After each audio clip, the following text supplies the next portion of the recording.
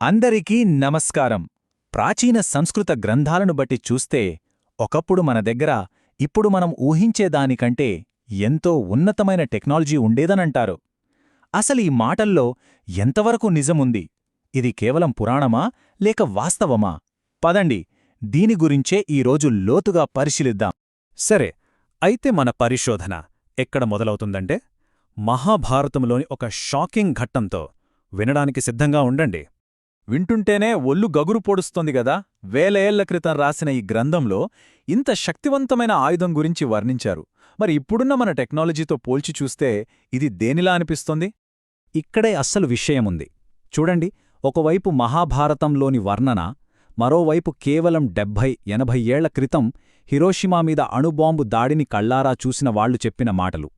ఈ రెండింటి మధ్య ఉన్న పోలికలు చూస్తే నమ్మశక్యంగా లేదు కదూ. ఒక ప్రాచీన పురాణానికి, ఆధునిక విధ్వంసానికి మధ్య ఇంత సారూప్యత ఎలా సాధ్యం? దీని గురించే మనమిప్పుడు తెలుసుకోబోతున్నాం. అయితే ఇక్కడ ముఖ్యమైన ప్రశ్న వస్తుంది. మన పురాణాలను, ఇతిహాసాలను కేవలం కట్టుకథలుగా కొట్టిపారేయకుండా వాటిని చారిత్రక ఆధారాలుగా చూడొచ్చా? అసలలా ఎవరైనా చేశారా? దీనికి చరిత్రలోనే ఓ పెద్ద ఉదాహరణుంది తెలుసా? ట్రాయ్ నగరం. ఒకప్పుడు దీన్ని హోమర్ రాసిన ఒక పురాణ కథగా మాత్రమే చూసేవాళ్లు. కానీ హెన్రిచ్ షిలిమన్ అనే ఒక ఆర్కియాలజిస్ట్ ఆ కథను నిజమని నమ్మాడు.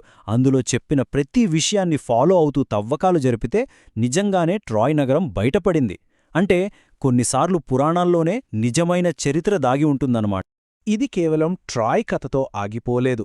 ప్రపంచవ్యాప్తంగా మనకు దొరికిన కొన్ని వస్తువులు మనం మర్చిపోయిన ఒక గతం ఉందని, అప్పట్లోనే అడ్వాన్స్డ్ టెక్నాలజీ ఉండేదేమో అని మనల్ని ఆలోచింపజేస్తున్నాయి. ఉదాహరణకు ఇది చూడండి. లక్షల సంవత్సరాల నాటి రాయిలో ఖచ్చితమైన కొలతలతో ఒక స్క్రూ గుర్తు.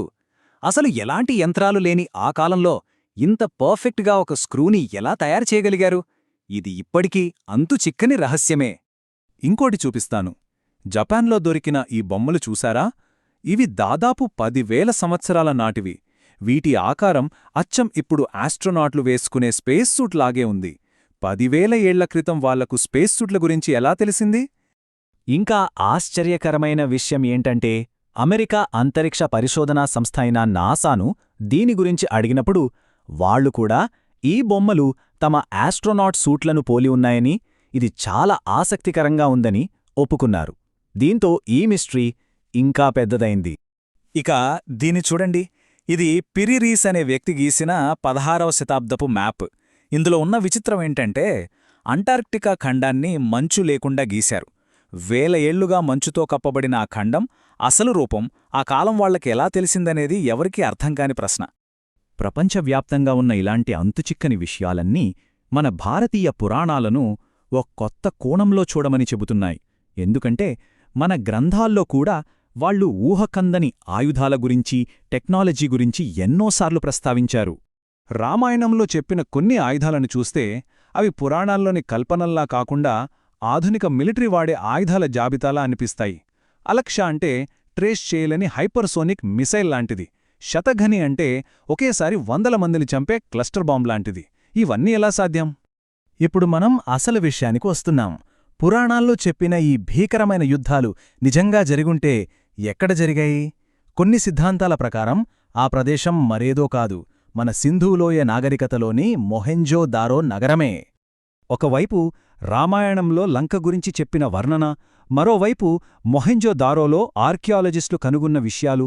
ఈ రెండింటి మధ్య పోలికలు చూస్తే ఆశ్చర్యపోతారు.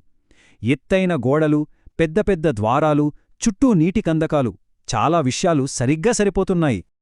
16 ఈ నంబర్ ఎందుకంటే మొహెంజో దారాలో తవ్వకాలు జరుపుతుంటే ఒకే ఒక చిన్న గదిలో చెల్లా చెదురుగా పడి ఉన్న 16 అస్థిపంజరాలు దొరికాయి. అందులో మగవాళ్లు, ఆడవాళ్లు, పిల్లలు కూడా ఉన్నారు. వాళ్లందరూ ఒకేసారి ఉన్నట్టుండి చనిపోయినట్టుగా ఆధారాలున్నాయి. అక్కడ తవ్వకాలు జరిపిన ప్రముఖ పురావస్తు శాస్త్రవేత్త సర్ మార్టిమర్ వీలర్ ఏమన్నారంటే, మొహంజదారోలోని చివరి నివాసులు చాలా ఆకస్మికంగా, దారుణంగా చనిపోయారు అని. ముఖ్యంగా అక్కడ కత్తులతోనో, బాణాలతోనో యుద్ధం జరిగిన ఆనవాళ్లు ఏవీ లేవు. మరి వాళ్ళు ఎలా చనిపోయారు? సరే, ఒకవైపు ప్రాచీన గ్రంథాల్లో చెప్పిన ఆధునిక ఆయుధాల వర్ణనలు, మరోవైపు ప్రపంచవ్యాప్తంగా దొరుకుతున్న అంతుచిక్కని ఆధారాలు, ఇవన్నీ కలిపి మనకు ఏం చెప్పాలనుకుంటున్నాయి? మనం చరిత్రలో ఏదైనా ముఖ్యమైన అధ్యాయాన్ని కోల్పోయామా? ఇప్పటివరకు మనం చూసిన ఆధారాలన్నింటినీ ఒక్కసారి గుర్తుచేసుకుందాం. ప్రాచీన గ్రంథాల్లో అణ్వాయుధాల లాంటి వర్ణనలున్నాయి. పురాణాలను నిజమని నమ్మి చరిత్రను కనుక్కున్న ఉదాహరణలున్నాయి. ప్రపంచవ్యాప్తంగా వింత వస్తువులు దొరుకుతున్నాయి. లంక, మొహెంజదారో మధ్య పోలికలున్నాయి. వీటన్నింటినీ కలిపి చూస్తే మానవ చరిత్రలో మనకు తెలియని ఒక చీకటి అధ్యాయముందనే బలమైన వాదన వినిపిస్తోంది.